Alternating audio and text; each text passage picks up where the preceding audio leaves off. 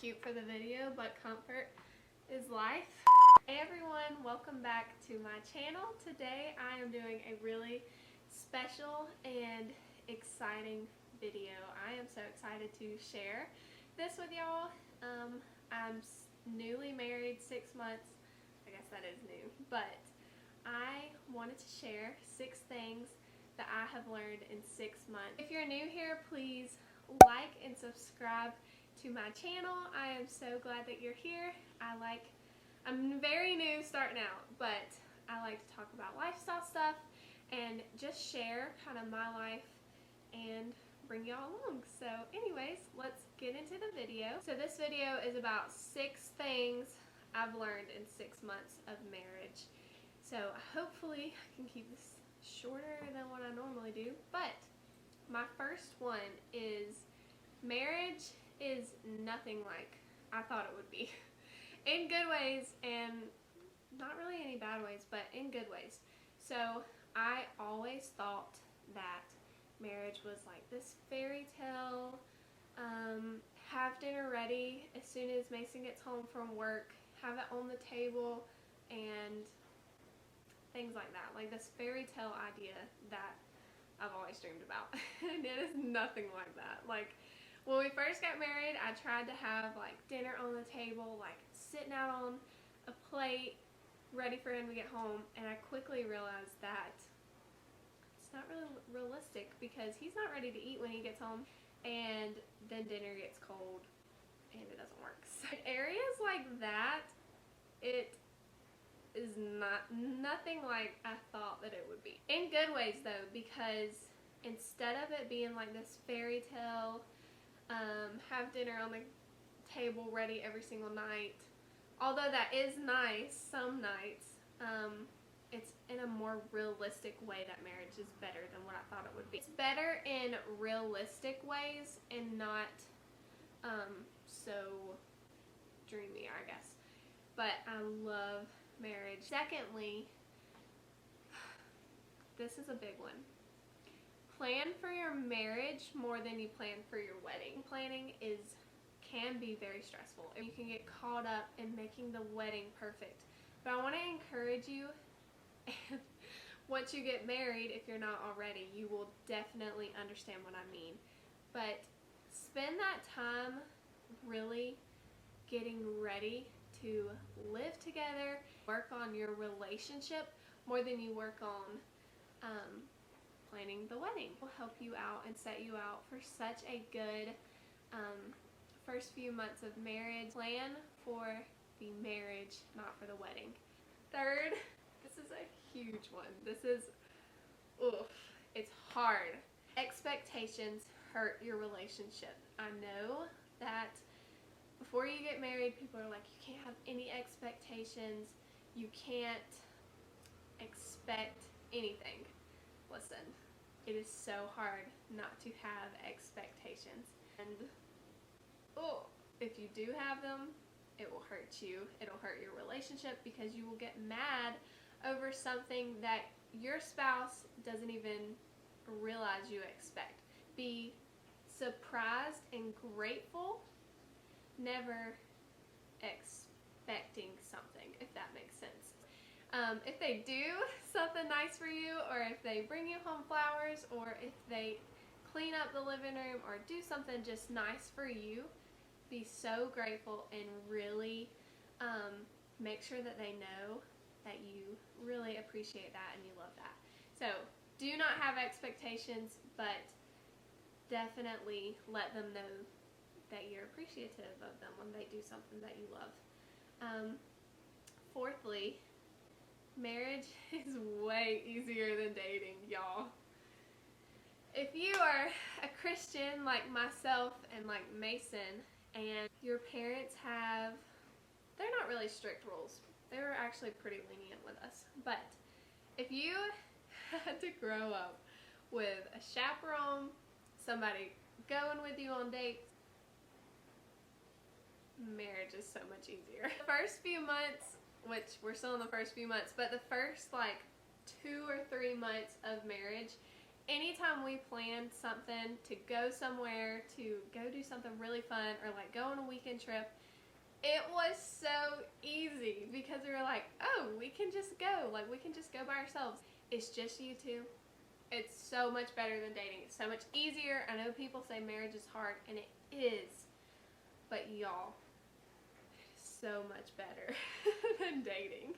Look, when you get married and you marry the person that you know you're supposed to be with, you marry your best friend, your soulmate, marriage brings this level of security in the other person on a level that dating will never. I don't care how long you've been dating, I don't care how much you love this person, you will never have the security in a dating relationship that you have in marriage. You have zero doubts that they are ever going to be interested in someone else, or you have to worry about it not working out.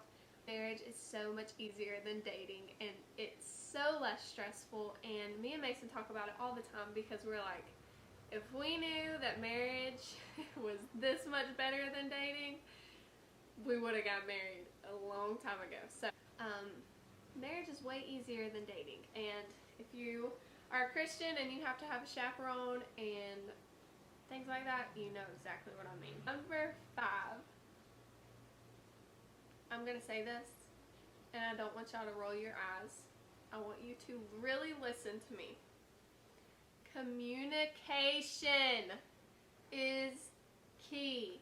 And not just in the cliche way of saying communication is key. Like, communicate with your husband or wife.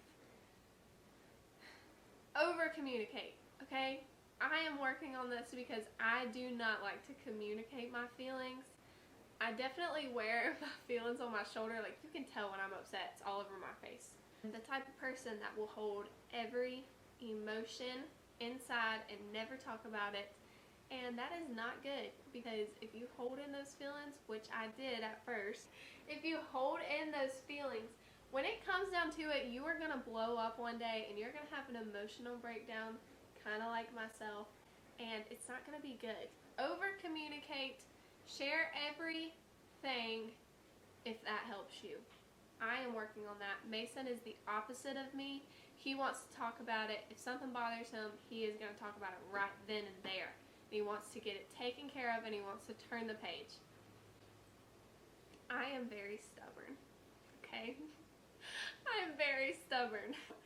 Mason is teaching me, and so far already, just 6 months in, I have learned how important it is to communicate. And he is teaching me how to do that, and he is bettering me, and I'm so thankful for him and that he's different, because if he was the same way, we would never communicate. If there was something wrong, it would never get mentioned. I am an Enneagram 9, which is the peacemaker.